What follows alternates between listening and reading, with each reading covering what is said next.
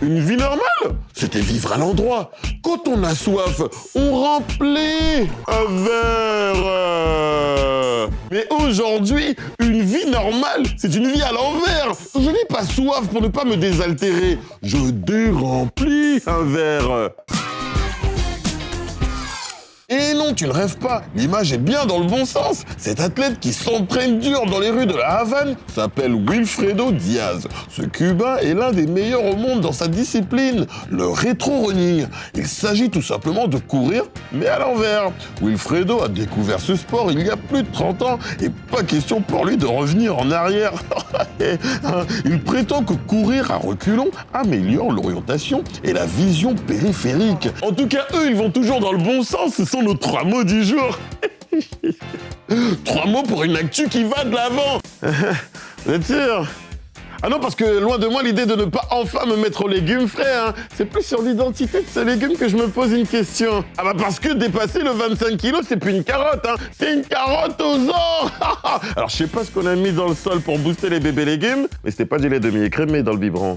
En région anversoise, les habitants proches de la zone industrielle de Zwijndrecht sont appelés à la prudence. Même si on le savait depuis des années, le sol de cette région qui est remué actuellement par des travaux routiers contient du PFOS, acide perfluorooctane sulfonique, un acide nocif pour la santé.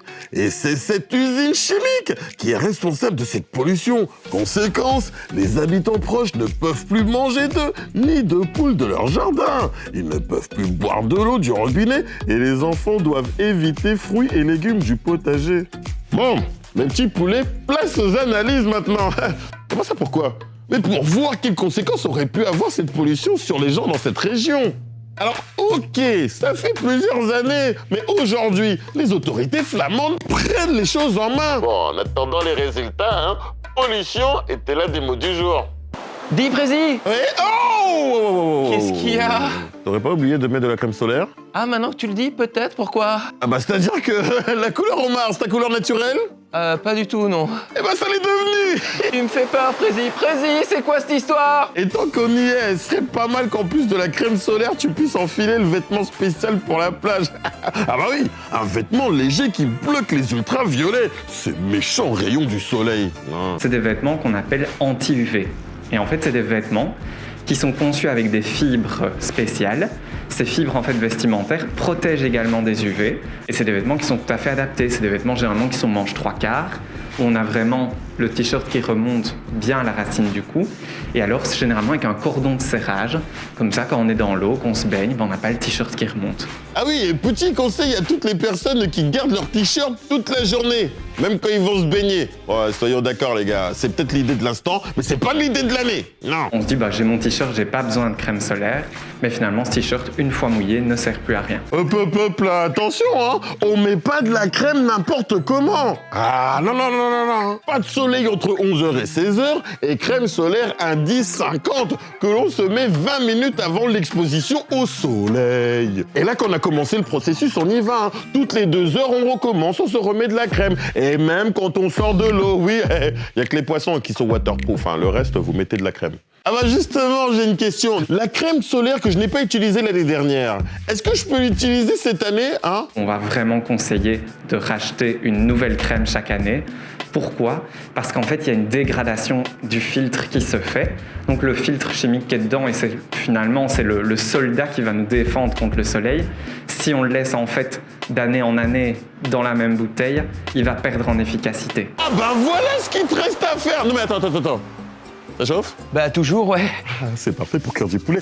T'acceptes que je grille un peu de 3 cuisses sur ton crâne? D'accord, mais uniquement si tu me donnes un petit morceau, Ah ouais! Je l'appellerai cuisse de poulet grillé sur la tête de David à la crème solaire, qui était l'un des mots du jour. Chut. Ok, tout est sous contrôle. Bah ouais, mes petits poulets, là, j'assure la sécurité du président américain Joe Biden. Et oui, en effet, le président Joe Biden a rencontré notre roi et notre premier ministre lors de sa tournée en Europe. Il s'agit de la première visite officielle du nouveau président américain chez nous. 4 ans après celle de Donald Trump. Cette fois, la visite était plus qu'amicale. L'occasion de renforcer les liens forts qui unissent nos deux pays et de discuter des positions communes dans plusieurs dossiers comme le commerce mondial ou le climat. Ouais, ok, je leur pose la question. Du coup, mes petits poulets, bon, on se demandait avec la personne de l'oreillette, qu'est-ce que vous pensez du président américain Joe Biden? Joe Biden, je pense que c'est vraiment une personne bien pour les États-Unis. Il aide vraiment énormément les Américains, il fait pousser les choses, il demande à faire allier avec d'autres pays pour faire des échanges, etc. Et je trouve que c'est vraiment très cool de sa part de faire ça. Moi, je pense que c'est un très bon président, car toutes les bonnes actions qu'il a déjà faites le prouvent déjà. Il essaye de faire des alliances avec les autres continents, les autres pays. Joe Biden, il est mieux que Donald Trump. Au moins, il essaye d'avoir la paix et tout. Merci aux élèves de l'Institut Notre-Dame de Namur pour leurs avis sur Joe Biden, notre Mr. Président du jour. Ok, on remballe, on y va. Alors, mon petit poulet, il y a des chiens, tu les regardes dans les yeux et tu sais ce qu'ils pensent. Puis t'en as d'autres, tu vois ce qu'ils font et tu te demandes, mais c'est quelle musique qui passe dans leur tête? Quelle est cette chanson? Vous dansez merveilleusement bien, mademoiselle, vous êtes incroyablement jolie. Quoi, c'est pas une mademoiselle, c'est une palissade. Ok, je vais chercher mes lunettes, désolé. Non, sérieusement, 30 degrés. Oh, mes petits poulets, demain, le soleil va nous donner 30 degrés. Ah, est-ce qu'on va s'en plaindre? Non, on va faire comme Laurent, notre star de la météo du jour. Que des tenues d'été, on se met bien. Copacabana sans plage. Non, j'arrive, attends. Mais pause sur le match de foot. Je dois leur poser une question. Ah, vous avez fini l'épisode, c'est ça? Moi, c'est normal, j'arrive juste pour l'instant de demander. Oui. Est-ce que vous êtes abonné à notre chaîne? C'est l'instant demandé, c'est celui-là. Vous êtes abonné à notre chaîne. Vous savez bien sûr que c'est parce que vous ne voulez rater aucune de nos prochaines publications et parce que vous aimez trop la chaîne des news. Allez, dites pas le contraire. Vous avez appuyé sur la cloche, au fait, parce que quand vous appuyez, ça fait tchingling. Et du coup, quand ça fait tchingling, là, vous êtes sûr que vous ne ratez rien, que vous êtes abonné. Et passez le message à vos copains aussi, ça fera plaisir. Allez, je vous laisse, c'était la mi-temps, il avait mis pause. Bon, moi, j'y retourne, et vous y retournez, on a encore plein de contenus super intéressants. Je vous kiffe, merci infiniment pour le soutien. 3-0